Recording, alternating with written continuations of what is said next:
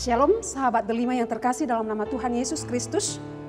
Firman Tuhan yang menyapa kita pada pagi hari ini, Rabu 11 Mei 2022, tertulis dalam 2 Korintus 4 ayat 11. Sebab kami yang masih hidup ini terus-menerus diserahkan kepada maut karena Yesus, supaya juga hidup Yesus menjadi nyata dalam tubuh kami yang panah ini.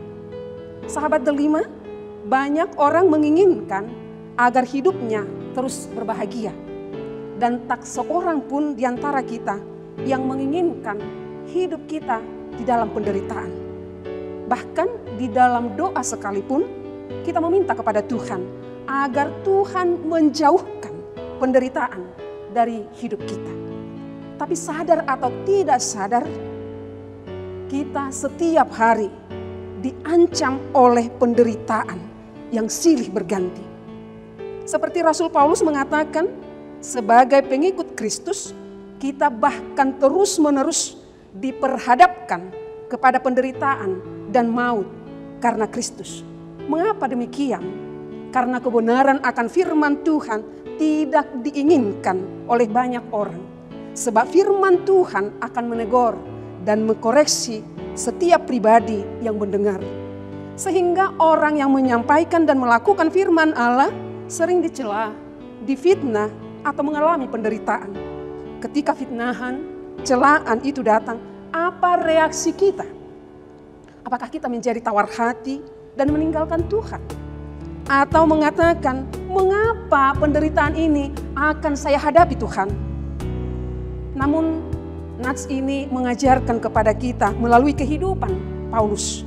Ketika dia menderita, dia dicela, dia mendapat cacian, dia menghadapinya dengan kekuatan daripada Tuhan.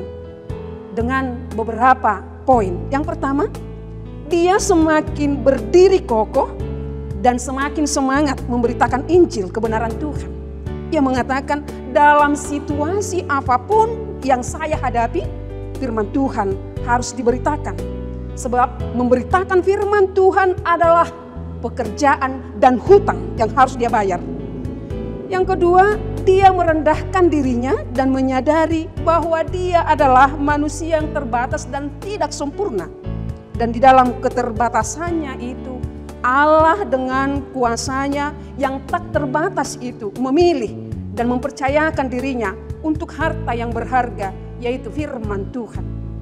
Yang ketiga, ketika dia menghadapi persoalan, dia fokus kepada Tuhan Yesus dengan meyakinkan dirinya bahwa dia tidak berjuang sendiri menghadapi penderitaan itu. Namun ada Yesus yang tetap bersama dengan dia untuk mengalahkan maut dan penderitaan itu. Sebab dia yakin kematian, penderitaan Yesus telah dikalahkan oleh kebangkitan. Dan kebangkitan itu adalah keselamatan dan kehidupan bagi orang-orang yang percaya kepadanya.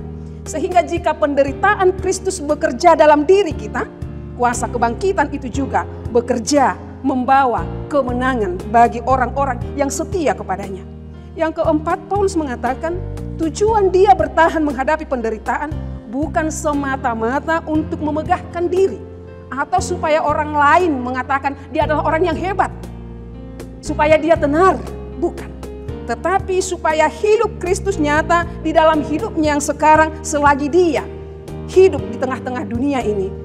Bagaimana caranya kita menghidupi karakter Kristus dengan memaafkan orang lain yang membenci kita. Tetap berdiri teguh, melakukan pekerjaan dengan tanggung jawab kepada Tuhan. Dengan mendoakan orang-orang yang senantiasa membenci kita.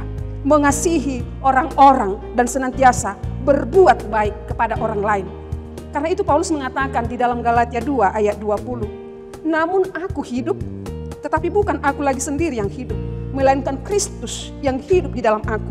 Dan hidupku yang kuhidupi sekarang di dalam daging adalah hidup oleh iman dalam Anak Allah yang telah mengasihi aku dan menyerahkan dirinya untuk aku.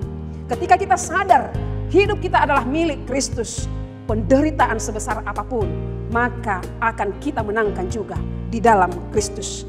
Hadapilah tantangan, sebab Tuhan akan memenangkan.